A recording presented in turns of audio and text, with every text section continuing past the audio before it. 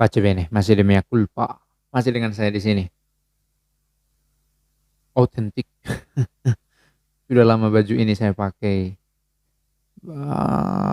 Sudah 3 tahun. Baju ini ada ketika saya kaul kekal dulu tahun 2018.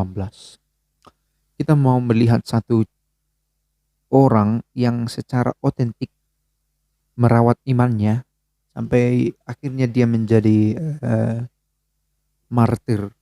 Martir abad 21.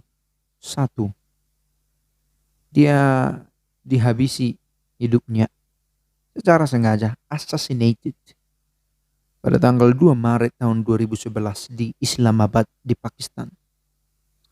Nama teman ini, bapak ini Syahbaz Bhatti. Nanti mudah-mudahan saya tidak lupa akan menuliskannya di judul atau di deskripsi atau di thumbnail video. Dia lahir tanggal 9 September 1968. Andai kata masih hidup seyogianya, usianya sekarang masih 53 tahun. Rasanya itu masih muda. Tetapi akhirnya dia assassinated, diselesaikan pada tanggal 2 Maret tahun 2011. Itu berarti ketika dia berusia 43 tahun. 43 tahun. Dan nama lengkapnya sebenarnya Clement Syahbaz Bhatti. Clement, ada nama seorang kudus, nama seorang bapak gereja Santo Clement. Apakah dia seorang santo? Ada juga yang masuk dalam bapak gereja, ada juga yang pernah menjadi paus dengan nama Clement. Tetapi secara populer namanya disebut sebagai Syahbaz Bhatti. Jadi tadi secara iseng saya mencoba search martir abad 21, tiba-tiba pencarian tidak ditemukan katanya.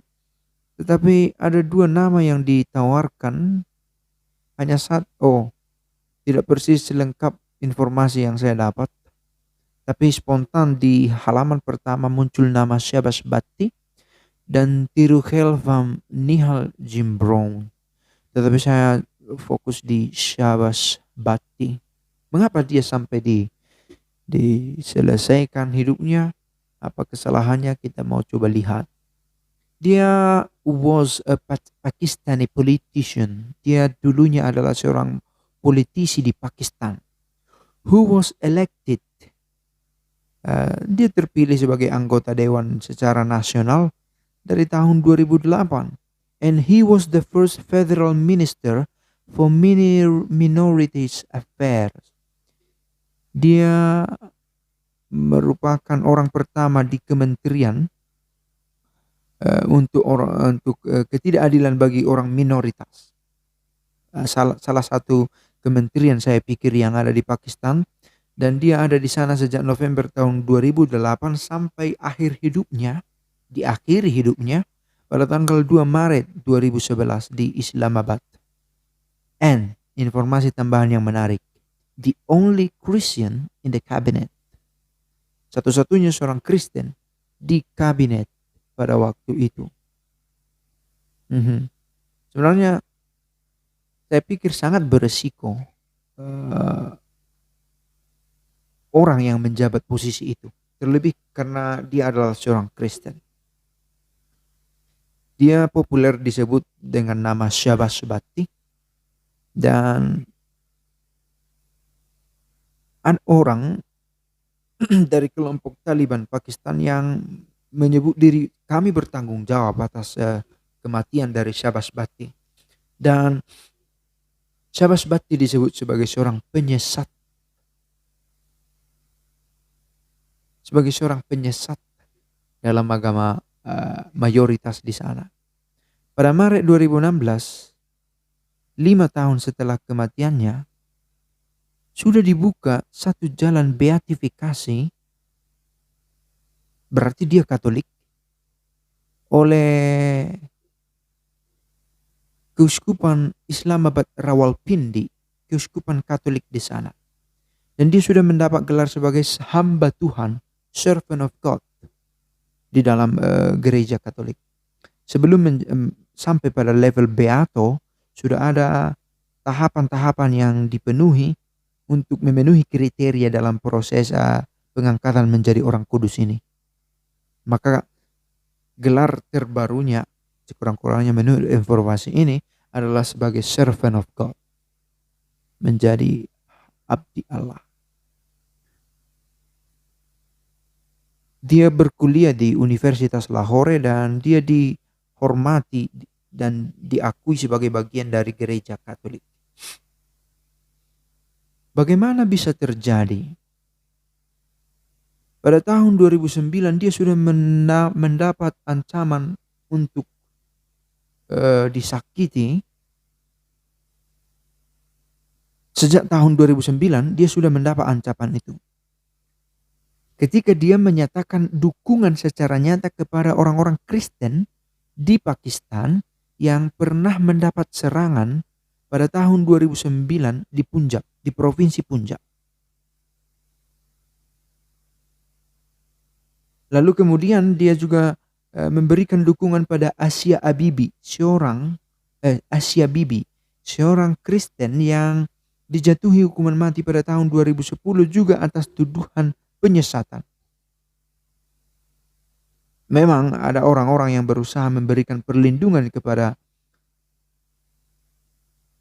Shahbaz Bhatti, termasuk dari Amerika Serikat, karena ditemukan ketidakadilan terhadap Shahbaz Bhatti yang berusaha pro minoritas.